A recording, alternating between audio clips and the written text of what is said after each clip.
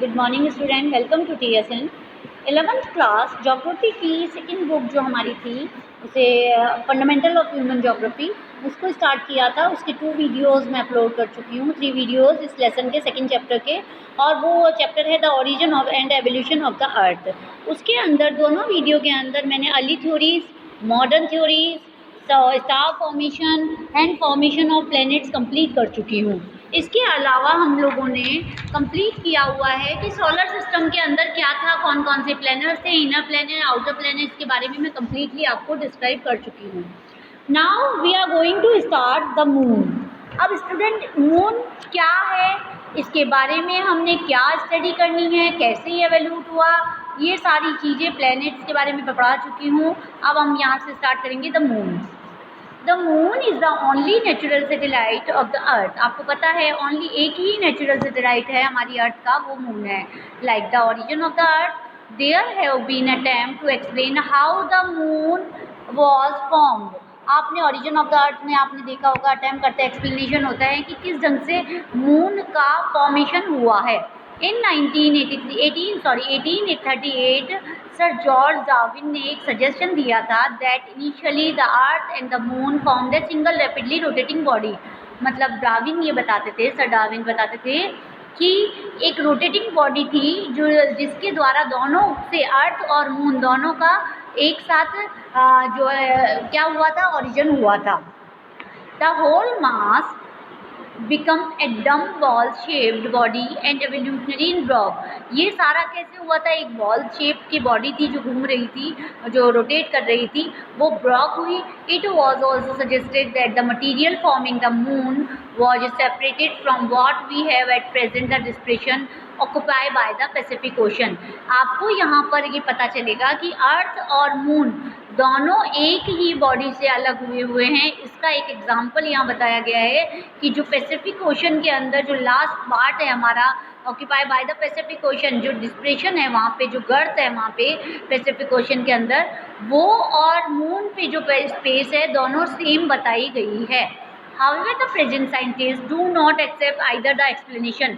परंतु आजकल जो प्रेजेंट साइंटिस्ट है वो इस थ्योरी को नहीं मान रहे हैं। It is now generally believe that the formation of the moon as a satellite of the अर्थ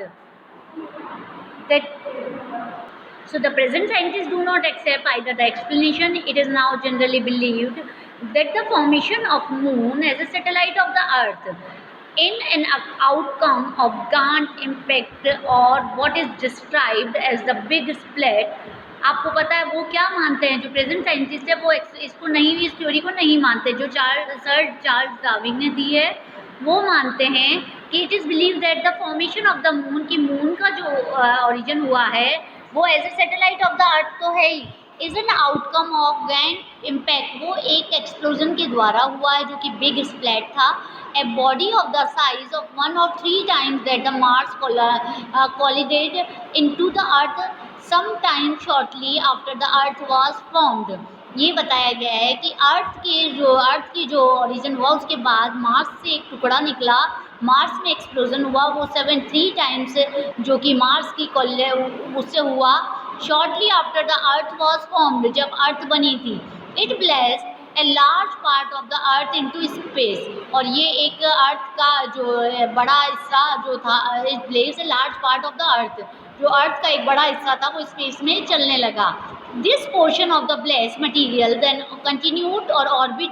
यही मटीरियल क्या था जो अर्थ से अलग हुआ था, वो ऑर्बिट होने लगा।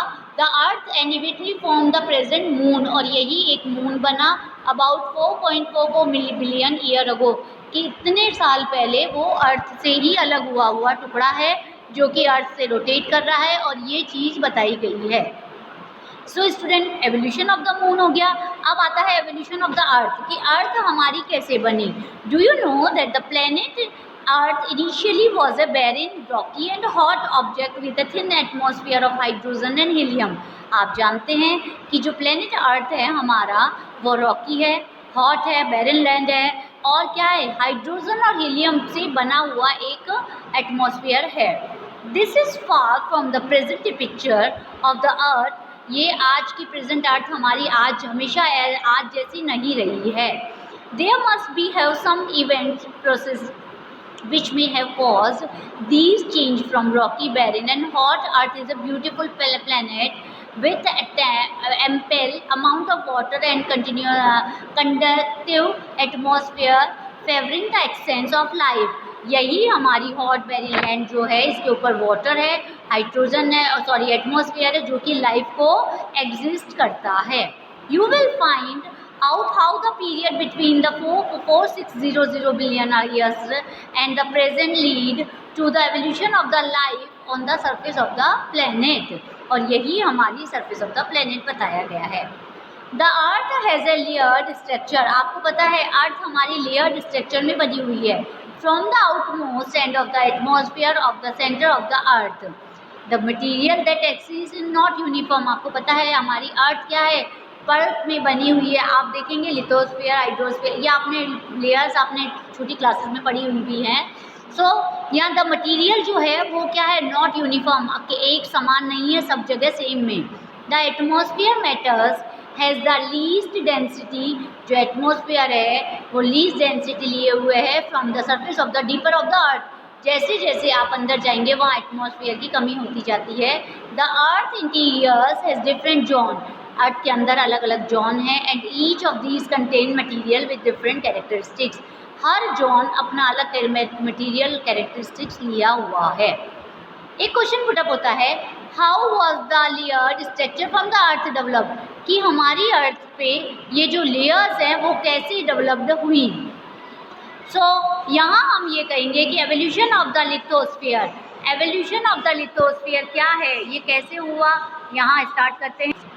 So evolution of the lithosphere is the earth was mostly in a volatile state during its primordial stage. Due to gradual increase in density, the temperature inside increased. आपको पता है हमारी अर्थ सेम नहीं है, इसकी वेलोसिटी अलग अलग है, ड्यूरिंग है. आज जो स्टेज है वो हर वक्त ऐसी नहीं थी. Due to gradual increase in density, temperature की जो डेंसिटी हुई है वो धीरे धीरे इंक्रीज़ हुई है. आप नीचे जाएंगे तो नीचे जैसे जैसे अर्थ के अंदर जाएंगे टेम्परेचर क्या हो जाएगा, बहुत हाई हो जाता है. As a result the material inside started getting spread depending on their density. इसीलिए वहाँ पर जो डेंसिटी है उसके आधार पे मटेरियल डिस्क्राइब होता जाता है. This allow heavier material like iron sink toward the centre of the earth and the lighter zone move toward the surface. आपको पता है जो हैवी मटेरियल होता है वो अंदर था और वो क्या होता है, वो एक लिक्विड फॉर्म में आता जाता है धीरे धीरे with passes of time pass होता गया.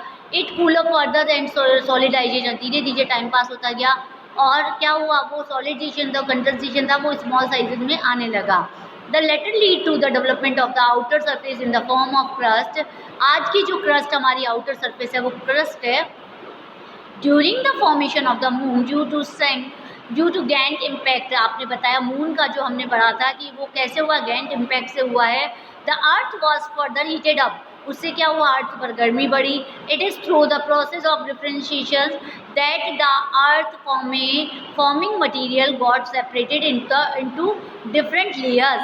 और यही जो विघटन था, जो टूट फूट थी, उसके द्वारा अर्थ क्या हुआ, मटीरियल जो था वो सेपरेटेड हो गया और डिफरेंट लेयर्स में बन गया. We have layer like crust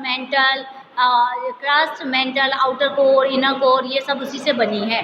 from the crust of the core the density of the material increase. धीरे धीरे क्रस्ट का आप देखेंगे, कोर का देखेंगे, डेंसिटी मटीरियल की इंक्रीज होने लगी. We shall discuss in detail in proper of each layer in next chapter. So ये नेक्स्ट चैप्टर में हम कंटिन्यू करेंगे कि क्या था. नेक्स्ट हमारा आता है evolution of atmosphere and hydrosphere. Student video लंबा हो रहा है, नेक्स्ट पार्ट में मैं कवर करती हूँ. Till then keep watching. Thank you.